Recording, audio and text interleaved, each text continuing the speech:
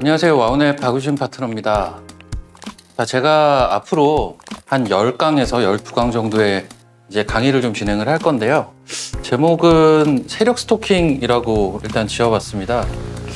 제가 사실 이제 뭐 방송을 통해서나 많이 언급을 드렸던 소위 말한 매집에 대한 부분들을 전반적으로 설명을 드릴 건데요.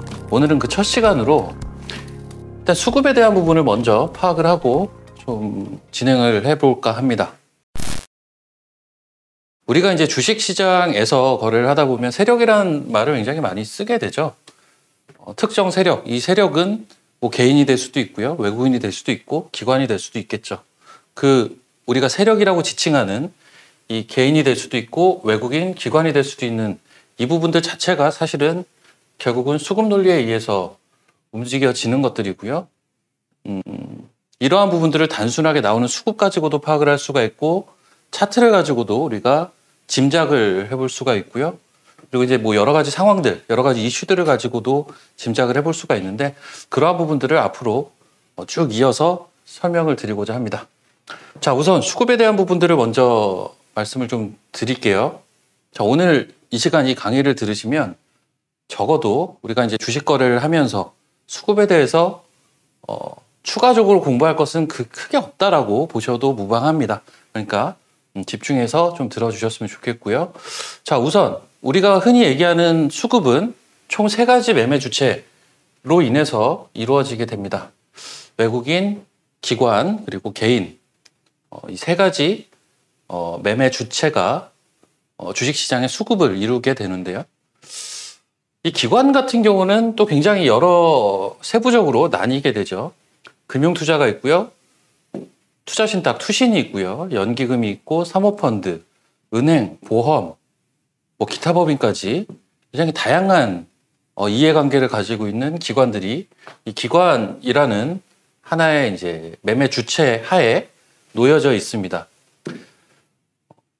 우리가 흔히 얘기하는 메이저 수급이라는 얘기들을 많이 하는데요. 메이저. 시장에서의 메이저 수급은 일반적으로 이 외국인 수급과 기관 수급을 합산해서 메이저 수급이라는 또 단어를 쓰곤 하죠. 이 각각의 매매 주체들은 특징이 있습니다. 그 특징을 제가 뒤에 이제 구술해서 좀 설명을 드릴 건데 미리 좀 말씀을 드리자면 우리는 흔히 알고 있죠. 외국인과 기관, 소위 말하는 메이저 수급이 들어오는 종목이 수급이 좋다라고 일반적으로 알고 계실 겁니다. 하지만 개별 종목으로 넘어가게 되면 꼭 외국인과 기관이 사는 게 무조건 좋은 것을 의미하는 바와 동일하다고 보기는 좀 어려울 것 같고요. 개인이 집중적으로 매집을 해서 끌어올리는 종목도 굉장히 다수가 개별 종목들에는 발생이 된다는 것을 우리는 계속 지켜보게 되는 거고요. 이 기관 같은 경우도 각각의 성격에 따라서 우리가 집중해야 되는 수급들이 있고요. 그 집중해야 되는 것도 뭐 예를 들면 투신의 수급이 중요하다? 그러면 이 기관 수급에서 투신 수급만 봐야 되느냐? 그렇지가 않습니다. 시점마다 다르고요. 종목마다, 섹터마다 더 중요도는 다르게 됩니다. 우리가 흔히 이제 수급을 볼 때 우리가 HTS를 가지고 이 수급의 주요 투자 주체들의 매매 동향을 참고를 하게 되는데 지금 이 화면은 이제 유한타증권 HTS 다운 화면입니다. 9월 30일 기준으로 9월 말 기준으로 그 당시에 좀 캡처를 제가 해 놓은 화면인데 일반적으로는 외국인이 있고요. 기관이 있고 개인이 있죠. 이 3가지를 큰 수급을 이루는 투자 주체, 매매 주체라고 부르게 되는데 이 3 주체는 여러 상품들의 또 수급의 다양성들을 보여주게 됩니다. 여기 보시면 거래소가 있고요. 코스닥이 있고 그다음 선물이 있고요. 콜풋이 있습니다. 자, 일단 거래소와 코스닥은 주식을 뜻하는 거겠죠. 거래소 시장 그리고 코스닥 시장에 대한 수급들을 우리가 실시간으로 항상 체크를 할 수가 있게 되어 있고요. 그리고 선물 시장, 우리나라는 참 선물 시장이 다른 나라에 비해서 선물 시장 대비해서 굉장히 크다라고 알려져 있는데 그만큼 또 중요하죠. 이 선물 시장에서의 수급도 우리가 매일 체크를 할 수가 있고 콜, 풋, 콜은 이제 상승 방향에 베팅을 하는 상품, 풋은 하락 방향에 베팅하는 상품이라고 보시면 되겠는데 옵션이라고 통칭해서 부르죠. 즉 거래소 코스닥, 현물, 그리고 선물은 말 그대로 선물이고요. 콜풋, 옵션까지 이 선물과 옵션을 가지고 또 파생 상품이라고 부르죠. 이러한 수급들을 외국인, 기관, 개인이 각각 어떻게 대응하는지 우리는 매일 체크를 할 수가 있고요. 실시간으로 확인할 수가 있고 거기에 여러 가지 의미들을 부여를 할 수가 있습니다. 그 의미 부여만 제대로 되게 된다면 사실 우리는 시장을 볼 때 시장을 수급을 가지고 수급 논리를 가지고 풀어서 해석을 할 수도 있고요. 좀 디테일하게 들어가면 섹터, 더 디테일하게 들어가면 종목에 대해서도 이 수급 논리를 가지고 우리가 설명을 할 수 있게 됩니다. 그리고 또 최근 들어서 중요도가 굉장히 부각되는 수급이 하나가 있는데요. 프로그램입니다. 우리가 이제 프로그램 매매라는 단어를 매매를 하시다 보면 많이 들어보셨을 텐데 이 프로그램 매매에는 차익과 비차익 프로그램이 있죠. 최근 들어서 비차익 거래 활용도가 너무 높아져 가지고요. 심지어 이 비차익 프로그램이 시장을 전반적으로 좌지우지하는 수급으로 작용이 되는 때도 굉장히 최근에는 빈번하게 발생이 되고 있습니다. 그렇기 때문에 최근 시장에서는 더더욱 이 프로그램, 그중에서도 비차익 프로그램 매매의 동향은 굉장히 또 중요한 포인트가 될 수가 있겠죠. 자, 이러면 이제 각각의 매매 주체별로 제가 개괄적인 내용을 먼저 좀 말씀을 드렸는데 각각의 매매 주체별로 우리가 중요하게 포인트로 봐야 할 내용들이 무엇인지 그 부분을 좀 설명을 드리도록 하겠습니다. 우선 외국인 수급에 대한 거고요. 사실 우리가 이제 최근 이제 10월 중순을 넘어가고 있는 지금 시점, 이제 10월 달도 이제 거의 다 지나가고 있고요. 이제 올해 2022년 참 어려운 증시였지만 11월, 12월 지금 2달이 남았는데 올해 증시가 참 역대급으로 하락을 했던 시장이라고들 많이 얘기를 하고 실제로도 데이터상 그렇습니다. 그러다 보니까 요즘은 환율 체크를 다들 하고 계세요. 심지어 저 역시도 마찬가지지만 우리나라의 원달러 환율만 체크를 하는 게 아니라 최근 들어서는 또 영국발 리스크가 부각이 되면서 파운드화도 우리가 실시간으로 체크를 하고 있고요. 위안화도 체크를 하고 엔화도 체크를 하고 온 각국의 지금 환율들을 체크를 하게 되는데 기본적으로 이 외국인 현물, 그러니까 주식에서의 외국인 수급은 이 원달러 환율과 굉장히 밀접한 관계를 가지고 있습니다. 일반적으로 원달러 환율이 올라가고 있다는 건 원화 가치가 하락하고 있다는 의미고요. 원달러 환율이 하락을 한다는 건 원화 가치가 상승을 한다는 의미입니다. 올해 들어와서는 원달러 환율이 정말 많이 올라왔죠. 정말 많이 올라와서 원화 가치가 하락을 하고 있고요. 당연히 외국인들 입장에서는 어떻습니까? 국내 주식, 국내 현물을 사기 위해서는 달러를 원화로 바꿔서 주식을 매수를 해야 되겠죠. 기본적으로 원화 가치가 하락하는 국면에서는 달러를 원화로 바꿔서 국내 주식을 살 필요보다는 오히려 있는 주식을 매도를 해서 달러로 환전을 해서 가져가는 게 그들에게는 환차익을 더 남겨주게 됩니다. 그러다 보니까 원화 가치가 하락하는 원달러 환율 상승 국면에서는 외국인 수급이 좋지 않은 모습을 추세적으로 보여줄 때가 굉장히 많죠. 그런데 역으로 생각을 해보면 원달러 환율이 히스토리컬하게 과거 데이터와 비교를 했을 때 지나치게 높은 레벨에 있다면 외국인들 입장은 어떨까요? 추후에 원달러 환율이 다시 하락을 할 수도 있겠죠. 그러면서 원화 가치가 상승을 할 수도 있기 때문에 그러한 시점에서는 주식을 살 수도 있겠죠. 실제적으로 지금 올해 들어와서 외국인들은 수급이 계속 좋지가 않았었는데 7월 달에 잠깐 유입이 된 타이밍이 있었고요. 이때는 좀 시장이 많이 빠졌을 때죠. 그리고 시장이 다시 한번 출렁거렸는데 10월 달 들어서 특히 코스피 시장에 대한 외국인들의 연속 매수세가 지금 바닥권에서 계속 나와주고 있습니다. 그런데 지금 현재 이 10월 달은 원달러 환율이 굉장히 많이 올라 있어요. 1440원 레벨까지도 현재 올라와 있는 그런 상황입니다. 이러한 상황에서 오히려 외국인들은 주식을 사고 있죠. 어떻게 보면 이러한 수급들은 조금 더 시계열을 길게 보면 이 1440원이라는 레벨이 추가적으로 원달러 환율이 상승을 할 수 있겠지만 시간만 좀 있다면 결국은 이 레벨보다는 내려올 수가 있다라는 포석일 가능성도 굉장히 높겠죠. 즉 결론적으로는 외국인 수급은 어떤 단기적인 그림 내지는 중장기적인 시계열을 가지고 이 원달러 환율에 굉장히 민감한 모습을 보여준다라는 점, 이 부분을 좀 하나 체크를 하셔야 되겠고요. 자, 그리고 최근 들어서 중요도가 굉장히 올라가고 있는 것 중에 하나가 프로그램 비차익 매매라고 말씀을 드렸습니다. 프로그램에는 차익 거래가 있고요, 비차익 거래가 있는데 이 차익 거래라고 함은 선물과 현물의 가격 차를 이용한 아비트리지 매매로 우리가 흔히들 알고 있습니다. 이게 무슨 소리냐면 여러분들 그 매달 두 번째 목요일에 선물 옵션 만기, 뭐 선물 만기, 옵션 만기 많이 들어보셨을 텐데 선물이라는 상품은 만기라는 게 있어요. 우리가 흔히 거래하는 주식, 현물은 만기가 없죠.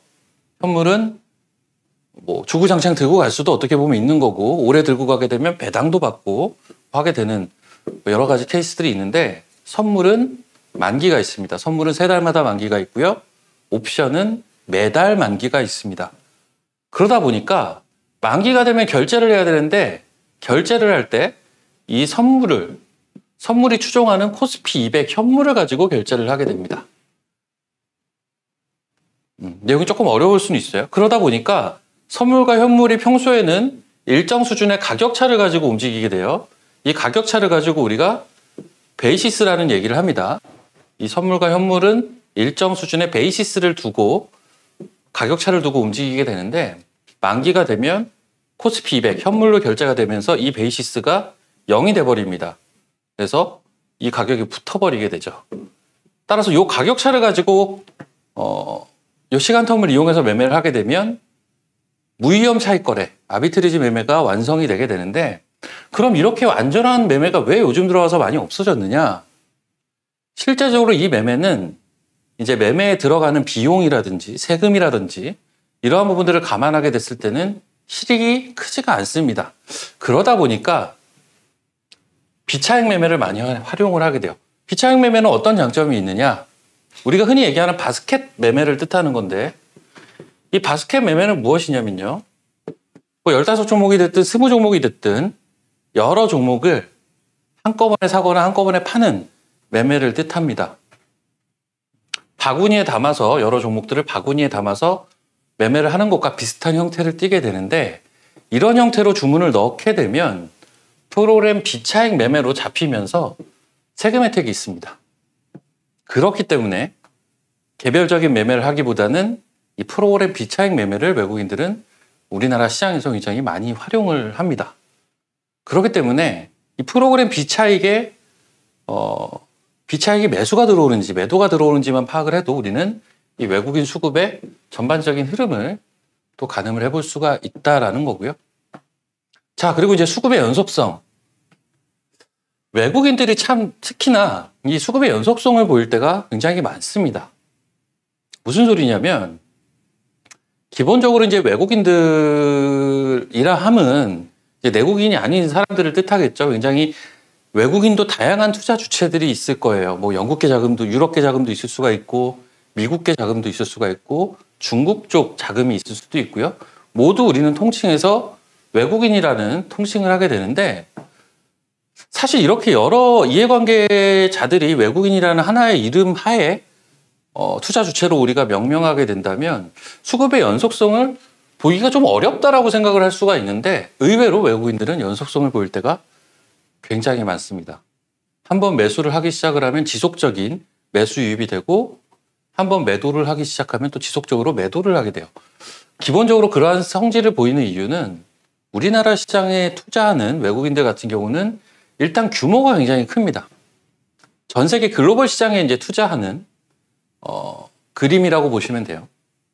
여러 나라에 이제 투자하는 입장에서 전반적인 뭐 월 단위, 분기 단위, 뭐 연 단위 전반적인 투자 전략을 가지고 움직이기 때문에 일단 한번 저평가가 돼서 매수를 하기 시작을 하면 지속적으로 또 매수를 하고 환율에 대한 부분들에서 얻어갈 수 있는 게 있다라는 판단이 들면 지속적으로 매수를 하고, 반대의 케이스에서는 또 지속적으로 매도를 하는 경향들을 보이게 돼요. 그래서 이 수급의 연속성도 우리가 외국인 수급의 하나의 특징이라고 볼 수가 있습니다. 자, 기관 수급 잠깐 말씀을 드려볼게요. 자, 기관 수급은, 기관이라는 투자 주체는 워낙 여러 투자 주체가 있기 때문에 각 투자 주체별로 간략하게 한번 말씀을 드려보도록 하겠습니다. 우선 우리가 굉장히 자주 보게 되는 대표적인 기관이 금융투자. 실제적으로 우리나라 주식시장에서 금융투자의 규모가 가장 큽니다. 규모가 가장 크다라는 게 어떻게 보면 이 금융투자의 하나의 특징이라고 볼 수가 있는데, 우리가 흔히 얘기하는 증권사, 뭐 땡땡 증권, 땡땡 증권 하는 증권사가 이 금융투자에 모두 속하게 되고요. 뭐 아실지는 모르겠지만 저 역시도 증권회사에 굉장히 오랫동안 근무를 했었고, 심지어 이 금융투자라고 잡히는 수급은 여러분들이 그 증권사 객장에서 직원들이 있을 거예요. 그쪽에서 매매가 나가는 것은 개인으로 잡히게 됩니다. 금융투자로 잡히는 게 아니라 개인들의 매매를 대신해서 매매를 해주는 거기 때문에 개인으로 잡히지만, 이 금융투자 증권 쪽에는 프랍이라는 부서가 있어요. 운용부서가 있는데요. 이 운용부서에서 나가는 주문들이 우리가 보게 되는 금융투자 수급으로 잡히게 됩니다. 그러면 이 운용부서의 특징을 알게 되면 금융투자 수급의 특징을 바로 알 수가 있는데요.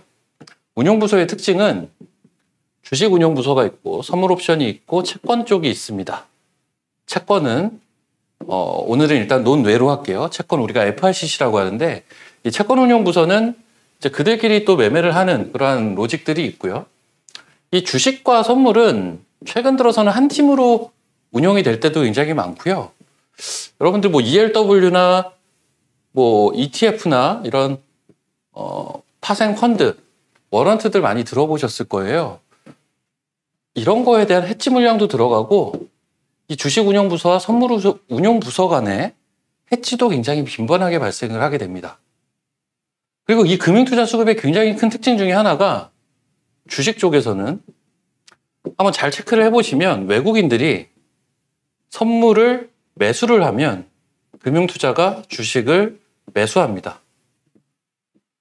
반대로 외국인들이 선물을 매도하게 되면 금융투자는 주식을 매도하는 날이 한 8, 90% 확률로 많게 됩니다.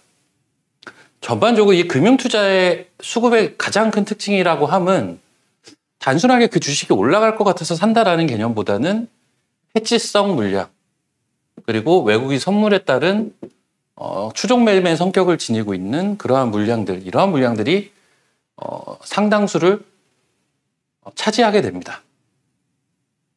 그래서 규모만 컸지 금융투자 수급이 아주 중요하다라고 보긴 좀 어렵고, 오히려 이제 투신과 연기금 수급이 이제 주식을 하는 입장에서는 굉장히 신경 써야 되는 수급 중에 하나인데, 이게 왜 그러냐면, 투신과 연기금은 앞서 제가 외국인 수급 설명을 드리면서도 말씀을 드렸지만 기본적으로 연속성이라는 걸 가지게 돼요.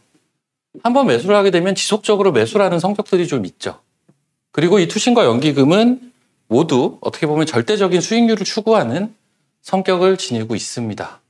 그러다 보니까 기본적으로 이 투신과 연기금이 연속성을 가지고 들어오는 종목들은 지속적으로 우상향하는 패턴을 보일 때가 많게 되는 거죠. 그렇기 때문에 이 수급을 우리가 집중적으로 좀 체크를 하실 필요가 있고요. 자, 요 사모펀드와 기타 법인. 사실 몇 년 전만 해도 이 사모펀드 수급은 굉장히 미미했고요. 기타 법인 역시 마찬가지였는데, 최근 들어서는 또 약간 활성화가 둔화되긴 했으나, 이 사모펀드가 언젠가부터 굉장히 규모가 커졌었습니다. 그러면서 사모펀드가 집중적으로 들어오는 종목들도 최근 시장에서 우리가 많이 관찰을 할 수가 있고요. 이 사모펀드와 기타 법인 수급의 가장 큰 특징은 어떻게 보면 이제 뭐 100%라고 볼 수는 없지만 일반적인 종목보다는 좀 정말 개별주에 많이 들어오는 성향을 지니고 있거든요. 당장의 시세보다는 이 사모펀드와 기타 수급이 꾸준하게 들어왔다, 체크를 해볼 필요는 있습니다. 당장 어떤 주가의 시세보다는 나중에 시간 텀을 두고 시세를 줄 때가 많이 발생을 합니다. 그래서 이 부분도 어떤 중장기 시계열을 가지고 체크를 해볼 수 있는 수급이라고 보시면 되겠고, 마지막으로 은행과 보험은 일단 패스를 하겠습니다. 왜 그러냐면 규모가 너무 작고요. 앞서 이제 금융투자수급을 생각을 하시면 됩니다. 금융투자수급은 규모는 일단 커요. 하지만 투신연기금보다는 해지성이나 뭐 외국인 선물을 추종하는 그러한 수급들이 많은데, 은행보험은 심지어 규모마저 작습니다. 그래서 사실 실제적으로 주식 매매를 할 때 이 은행보험 수급이 중요하지는 않습니다. 그래서 은행보험 수급은 규모가 미미하기 때문에 패스를 하면 될 것 같습니다. 자, 우리가 이제 외국인, 기관, 마지막으로 이제 개인이 있겠죠? 이제 개인 수급을 좀 말씀을 드려볼게요. 사실 기본적으로 외국인과 기관은 메이저 수급이라고 해서 우리가 중요하게 보시는 투자자분들이 굉장히 많은데, 개인 수급은 뭔가 이렇게 마음이 안 가죠. 개인이 샀다고 하니까. 사실 투자하는 우리도 개인이지만, 개인 수급의 특징은요, 기본적으로 언론에 많이 노출되고 대중성이 있는 종목에 개인들의 수급은 쏠리게 되어 있습니다.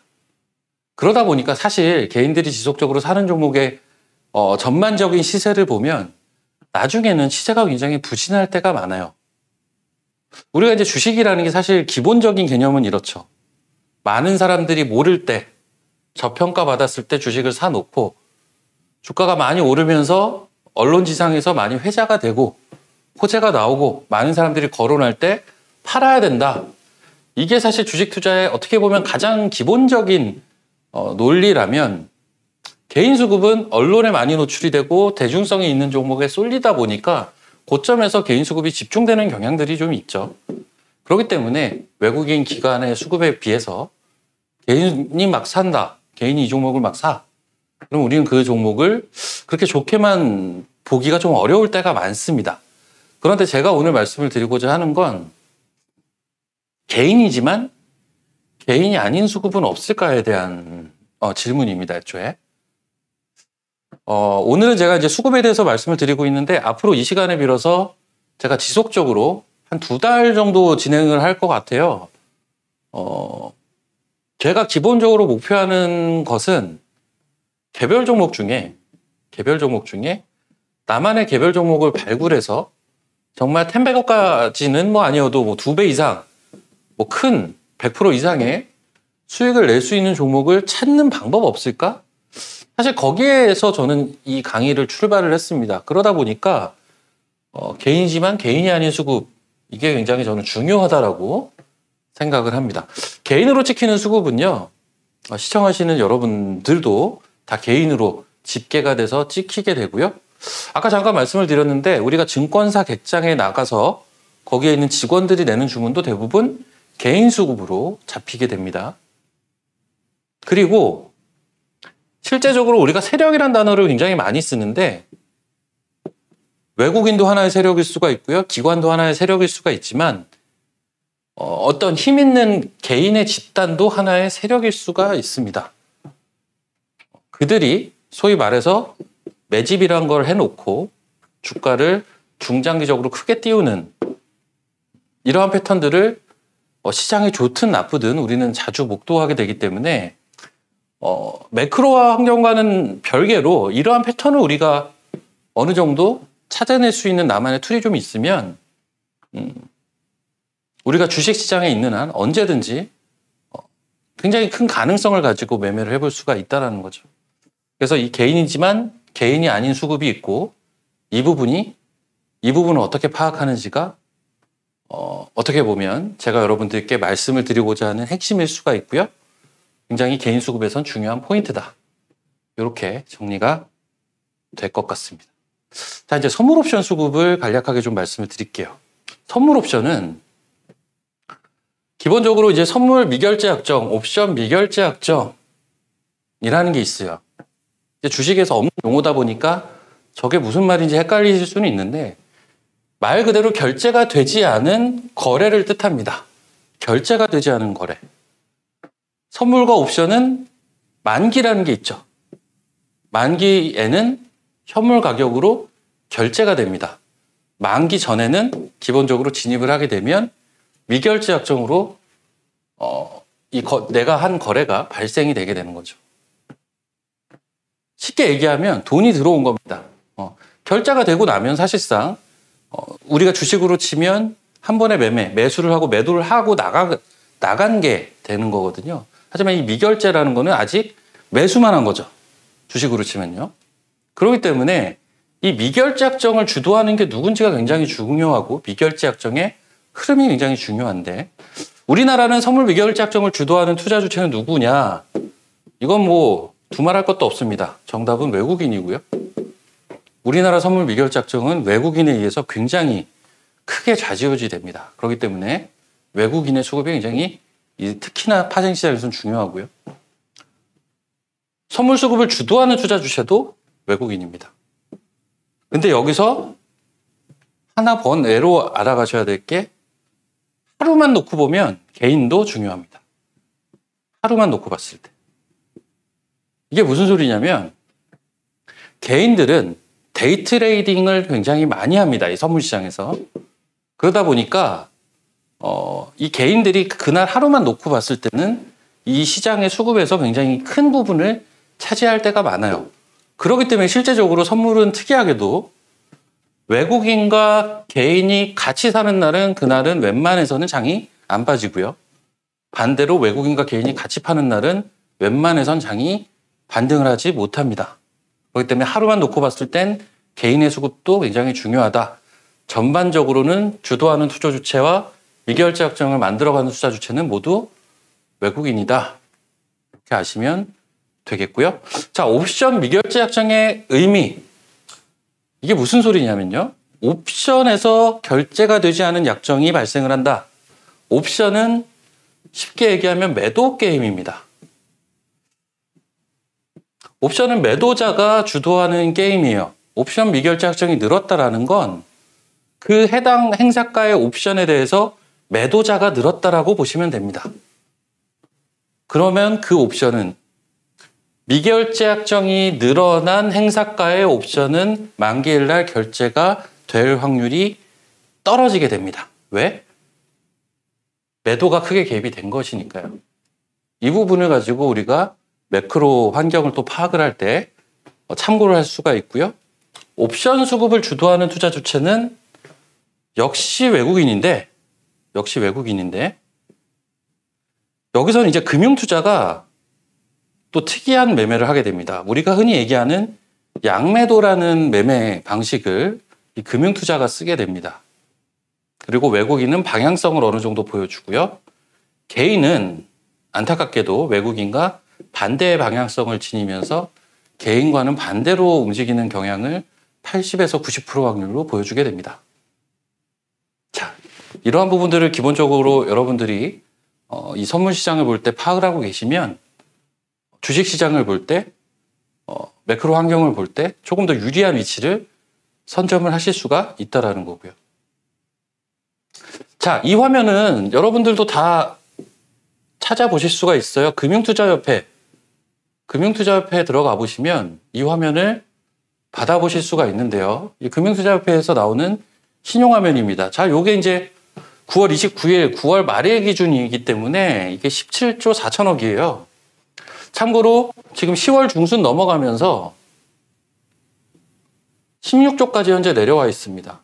최근에 증시 하락과 함께 신용 물량이 많이 털려 나간 상황이죠. 이 화면은 공여율과 잔고율, 이거는 이제 HTS에서 가지고 온 화면인데요. 이것도 이제 신용에 대한 부분들을 우리가 참고할 수 있는 건데요. 사실 신용도 수급 중에서는 굉장히 큰 수급 중에 하나죠. 우리가 이제 신용이 털려 나간다. 주가가 많이 빠지게 되면 신용이 많이 털려 나간다라는 표현을 쓰게 되는데 그렇게 됐을 때 몸집이 좀 가벼워진다라는 표현을 씁니다. 그 부분을 파악을 할 때는 전반적인 이 신용 잔고 그리고 공여율과 잔고율을 보게 되시면 신용이 어느 정도 레벨인지 파악을 하실 수가 있는데요. 공여율은 거래량 대비 신용 비율이라고 보시면 되고요. 잔고율은 시가총액 대비라고 보시면 됩니다. 그렇다면 중요한 건 이 절대치도 중요하지만 16조니 17조니 하는 절대치도 중요하지만 이 시가총액 대비 신용이 얼마나 현재 유입이 되어 있는지도 굉장히 중요합니다. 잔고율은 역대 최저로 현재 내려와 있는데 신용잔고도 많이 내려왔지만 신용잔고의 절대치는 역대 최저는 아닙니다. 이거 왜 그럴까요? 잔고율은 시가총액을 기준으로 계산을 한다고 했죠. 아시다시피 해마다 IPO를 하기 때문에 국내 증시의 시가총액은 커질 수밖에 없죠. 가장 큰 현재 코스피 시가총액 2위인 LG에너지솔루션도 사실은 IPO를 한 기업이지 않습니까? 그렇기 때문에 시가총액이 계속 늘어나기 때문에 거기에 비한 잔고율이 빠진다라는 건 어떤 비교를 했을 때 잔고율이 좀 낮다라는, 신용이 작다라는 거고요. 신용의 절대치는 사실 IPO를 계속 한다라는 가정이면 늘어날 수밖에 없기는 해요. 그렇기 때문에 과거와 히스토리컬하게 1대1 비교하기는 어렵지만 최근에는 과거와 비교를 했을 때도 굉장히 낮은 수준까지 내려와 있는 게 현재 현실입니다. 그만큼 증시가 많이 어려웠고 많이 빠져 있다라는 거죠. 자, 요거는 이제 한국거래소에서 여러분들이 또 확인하실 수가 있는, 우리가 시장이 또 어려울 때 수급에서는 이 신용과 공매도의 현황들을 우리는 체크를 하게 되는데요.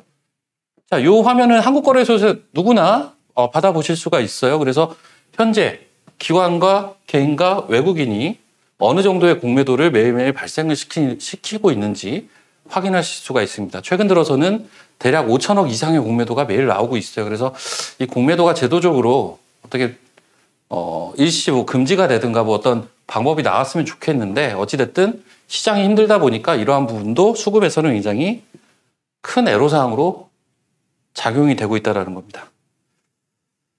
자, 그리고 이제 호가창에서의 수급을 좀 말씀을 잠깐 드려볼 건데요. 사실 우리가 이제 실제적으로 매매를 할 때는 호가창을 열어놓고 매매를 하게 됩니다. 호가창을 열어놓고 매매를 하게 되는데, 호가창에서 매수 호가가 있고 매도 호가가 있죠. 그리고 매수 호가, 보통은 이렇게 매도 호가가 있고요. 밑에 매수 호가가 있고요. 여기가 이제 현재가를 가리키게 되는데, 일반적으로는 매수가 더 적고 매도가 더 많을 때 주가는 잘 올라가는 경향들을 보인다. 이게 가장 기본입니다. 우리는 매수가 더 많아야 올라갈 것 같은데 사실상 그렇지 않을 때가 의외로 많다라는 거고요. 그 말은 주가가 올라가기 위해서는 호가를 깔아놔야 올라가는 게 아니라 이 매도 호가 있는 것들을 잡아먹어야 올라가게 됩니다. 그렇기 때문에 호가를 안 깔아놓고 매도 호가를 잡아먹으면서 들어오기 위해서는 호가를 많이 안 깔아놓을 때가 훨씬 많습니다. 반대로 매도를 하려고 하면 호가를 깔아놓고 매도를 할 수도 있겠지만, 주가가 많이 빠진다라는 건 매수 호가를 잡아먹고 누군가가 계속 판다라는 거거든요. 그러면 호가에는 상대적으로 그렇게 물량이 많지 않은데 주가는 계속 내려가는 경향들을 보이게 되죠. 그렇기 때문에 기본적으로 이 호가창으로 우리가 볼 때는 반대로 봐야 되는 게 가장 기본인데요. 물론 모든 상황에 이러한 부분들이 통하지는 않습니다. 그런데 이제 호가창에서 제가 제일 중요하게 말씀을 드리고 싶은 건 체결 강도입니다. 이 체결 강도는 무엇이냐면, 방금 말씀드린 그대로 만약에 매도 호가에 있는 호가들을 누군가가 매수를 하면서 잡아먹으면서 올라갈 때는 체결 강도가 올라가게 되고요. 반대에는 체결 강도가 내려가게 됩니다. 체결 강도의 가장 베이스는 100%입니다. 그렇다면 120, 130%짜리 체결 강도를 보이고 있는 종목은 현재 호가창을 잡아먹고 매수가 들어오고 있다라는 의미고요. 반대로 70, 80의 체결 강도를 보여주고 있는 종목은 매수 호가를 잡아먹으면서 누군가가 팔고 있다라고 볼 수가 있습니다. 요즘은 이제 이러한 부분들이 굉장히 호가창에선 중요한 포인트다. 요걸 더 직관적으로 말씀을 드리면, 순간 거래량이 폭등할 때, 1분봉, 2분봉, 3분봉이 폭등할 때, 거래량이 폭등할 때 주가가 올라가느냐 떨어지느냐가 굉장히 중요하다라는 의미로 설명을 드릴 수가 있을 것 같습니다. 자, 저 지금 시간이 살짝 오버가 돼가지고 빠르게 좀 진행을 하겠는데, 자, 이제 다음부터 제가 이제 여러 가지 또 내용들을 말씀을 드리기에 앞서서 제가 이제 매집 차트에 대한 강의가 좀 많을 겁니다. 그 부분을 진행하기에 앞서서 설명을 드리는 거라고 보시면 되겠는데요. 이 매집 차트에 적용되는 수급의 가장 기본적인 부분인데요. 주가가 상승할 때 거래량은 많을수록 좋고요. 주가가 하락할 때 거래량은 적을수록 좋습니다. 반대 케이스는 안 좋은 거죠. 주가가 상승할 때 거래량, 하락할 때 거래량이 굉장히 중요하다. 이건 가장 기본이고, 이게 지표로 나와 있는 게 OBV라는 지표입니다. OBV라는 지표 자체가 거래가 터졌을 때 주가의 방향성을 추종하거든요. 그렇기 때문에 이 부분을 내가 일일이 체크하기가 어렵다면 OBV라는 지표를 설정을 해놓고 보셔도 좋고요. 자, 그리고 외국인 기관이 매집하는 그러한 유의 종목도 있지만 개인이 매집해서 땡겨내는 그러한 개별주도 실제 굉장히 많고요. 외국인 기관이 매집해서 가는 종목들은 어떤 추세를 타고 올라가는 경향들이 강하고, 개인이 매집해서 땡겨내는 그러한 주가는 바닥을 팍팍 끼고 굉장히 힘들게 하다가 한 번에 올라가는 경향들이 강하다라는 특징이 좀 있어요. 자, 이 부분은 다음 강의에서 추가적으로 또 설명을 드리는 시간들을 갖도록 하겠습니다. 아무쪼록 제가 해당 강의를 굉장히 빼곡하게 준비를 했기 때문에 앞으로 한 2달 동안 열심히 들으시면 여러분들이 주식 매매를 계속 이어나가는 데 있어서 큰 어떤 자양분이 될 것이라고 제가 자부하고요. 강의 시청해 주셔서 감사드리고 복습하셔서 계속 자기 걸로 만드시고요. 다음 강의도 많은 기대 부탁드리도록 하겠습니다. 이만 마치도록 하겠습니다. 감사합니다.